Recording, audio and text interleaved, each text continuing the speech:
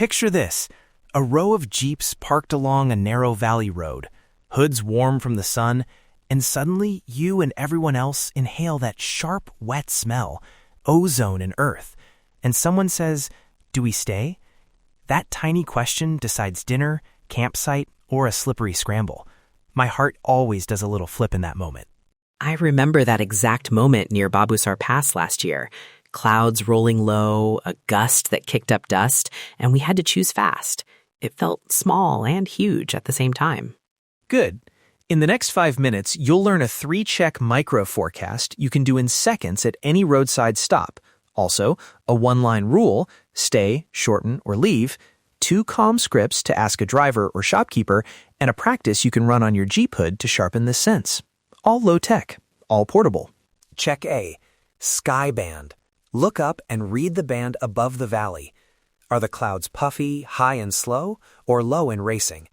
Cumulus cuffs, those cottony fair weather clouds, usually mean stable pockets. Lenticular streaks, or long, smooth layers over the ridge, often mean strong wind flow over the valley, sometimes steady but powerful. Fast low layers, moving quickly across the rim, are the ones that can turn a calm stop into a wet, windy scramble in minutes. Watch cloud height, shape, and the speed across the ridge. A quick trick. If the cloud tops are higher than the ridge and drifting slowly, that's usually safer. But when the cloud band hugs the ridgeline and moves fast, hold on. That means wind and possibly rain soon. Check wind voice. Don't just feel the air. Watch what the wind is saying. Look at roadside dust, tree tips, prayer flags, and smoke. Is the wind steady, or are you getting sudden sharp gusts? Steady wind can be forecasted. Pack tents tight. Expect a bumpy photo. Sudden gusts, dust rollers, or flags snapping like drum beats are red flags for dangerous crosswinds or squalls that can blow tents, spin Jeeps on exposed shoulders, or ruin a narrow pullover. When we were near Fairy Meadows, a sudden gust came off the bowl and some of the tents that weren't pegged down leaned hard. That's why watching flags and tree tips gives you a live read the apps won't show. Check C, local body. This is my favorite. Animals, people, and smells. A herd of goats pulling close to a village, a shepherd closing his jacket, or dogs looking uneasy. All of these are small, immediate sensors. Scent matters. Ozone, that wet soil perfume, often comes before rain. Drivers and shopkeepers who pause in their work and watch the valley are reading the same signs. Combine local body with sky band and wind voice. If 2 of 3 say move, take that seriously. So it's like 3 witnesses at the scene. The sky, the wind, and the valley's own people and animals. If 2 agree, you have a strong hint. If all 3 shout, well, don't argue with them. Here's the 1-line rule I say twice on every trip. Stay if conditions are stable. Shorten, choose the nearest safe bay if cues are uncertain. Leave forward to the next town if signs point to danger. Repeat with me in your head. Stay, shorten, leave. Say it twice. This is intentionally conservative. If visibility drops or shoulders look narrow and the wind picks up, default to shorten or leave. Never wait for a storm to prove itself on a blind crest.